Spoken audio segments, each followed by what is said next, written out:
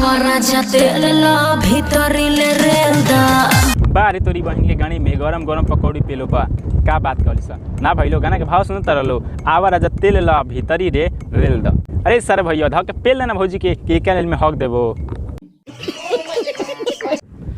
तो का हाल भाई लो आज हम फिर से बात कर रहे बानी भोजपुरी के झाटू सिंगर के बारे में। यही से कहनी है कि वीडियो के शुरू से अंत तक ले देखे लो कैसे के वीडियो में कुछ ज़्यादा ही मजा आया बा। तब बिना कोनो लड़ वालों सुन के स्टार्ट करते जा के बकचोदी मुँह पठेका के राजा धीरे धीरे ठेल द मुँह पठेका के राजा धीरे धीरे ठेल द। तो ये भौजी एक बढ़िया ई कहतु कि आवा राजा टेल द आ भीतरी रे रेल द।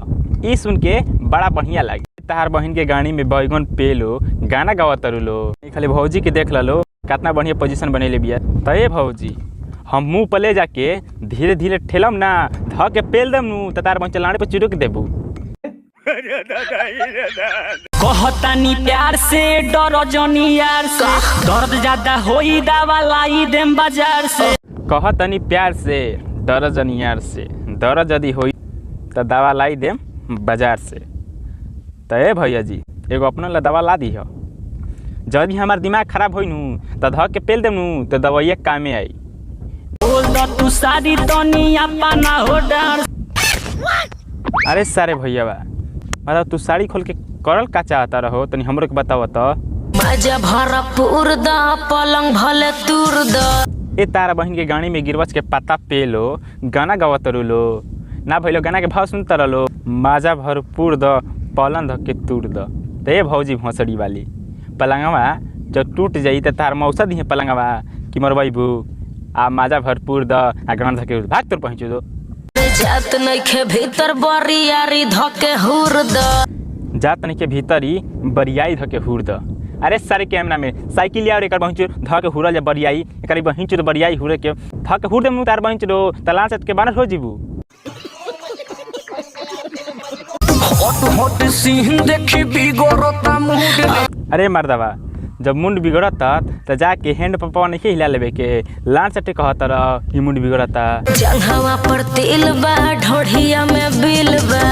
ए तार बहन के गाड़ी में गरम गरम पकौड़ी पेलो ना भइलो गाना के भाव सुनता रहो कि जंघिए पतिल बा आ गणिए मतलब घोड़िए में बिल बा।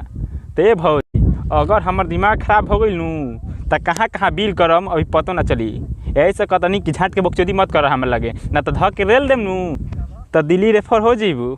चिखबा त चिखला ना माल हमर सिलबा।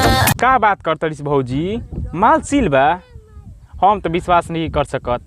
का पता बहिंचो खोपचा में जाके मरवैले होखबे। चिखबा त चिखला ना माल हमर सिलबा। चिखबा त चिखला ना माल हमर सील बा। ते भौजी खोपचा में ले जाके ध के 15 टिप मारम नु तब मिजाज तार हरियर हो जाई। चिखबा त चिखना भाग तोर बहन के गाड़ी में लांड पेलो चढ़ल बा जवानी मन मानी ना कर गरम बा मिजाज पानी पानी ना कर लांड ना कर काजन ध के पेल लेबा त भौजी के दर्द ना हो जी। धीरे धीरे डाल न तनी सुसुताल त धीरे धीरे डाल ना तनी से सुसुताल ना तेकर बहन इहो भौजी नु उहे एंगल के बिया धीरे धीरे डाल ना आ तनी सुसुताल ना लाम सुसुताल बहन जवानी के जोश में ध के पेल देम न का कही रे बात तो बहन भुला गई। बनल बा मिजाज राजा तनी सहिलाल न। बनल बा मिजाज राजा तनी सा हिला मतलब तनी सा हिला लो ना तलान खाती हिलाई तू काहे खाती बाड़ू थामे खाती बाड़ू तो ध के खोपचा में ले जाके एक दो टिप ना मार ली ई ना कह सकतरी तनी सा हिलानी ना हमर लान हिलाली बाग तोर पहुंचो दो। ससुर जी के दूगो बेटी दोनों घुमाची ससुर जी के दूगो बेटी दोनों घुमेगाची एगो हपला करता एगो भैया कहे। तो ये भैया जी हम हपाची के पहले मतलब हपाची ले हैं कैसे कि हपाची तनी मजा ज़्यादा मजा आवेला और का कहीं।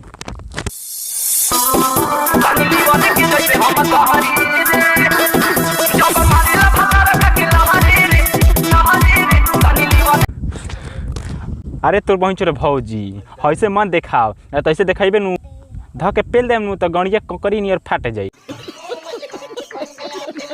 जब मारिला भाता रखा के लहरी रे सनी लीवान के जैसे हम कहरी रे।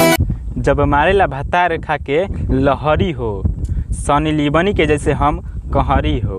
माने हम ना भौजी ते भौजी लहरी खा के पेतिनु कहरबू ना तो हंसबू।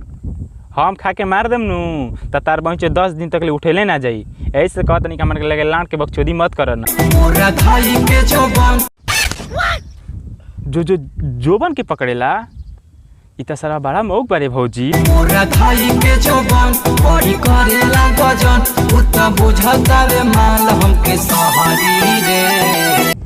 धई के जोबन बड़ी करता गजन, हमके बुझेला माल शहरी रे ते भौजी। शहर के हो या देहात के हो मजा तो नहीं आवेला।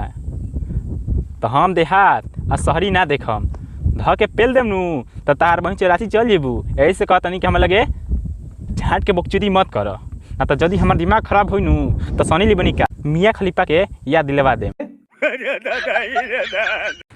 तो बस भाई लो आज के बकचोदी एजे खत्म करतनी। आई होप कि वीडियो तक अच्छा लग रही। वीडियो अच्छा लग रही तो वीडियो के लाइक और चैनल के सब्सक्राइब कर लिया लो। और एक और बात बोला चाहता नहीं कि ये वीडियो बना के एक ही मकसद बा आप सबके एंटरटेन कर, ना कि केहू के दिल के ठेस पहुँचाओ। ते करके सीरियसली काम नहीं खे, देखे के बाद और हंस के भुला जाए के बाद। मिला जी अगला वीडियो में, तब तक के लिए।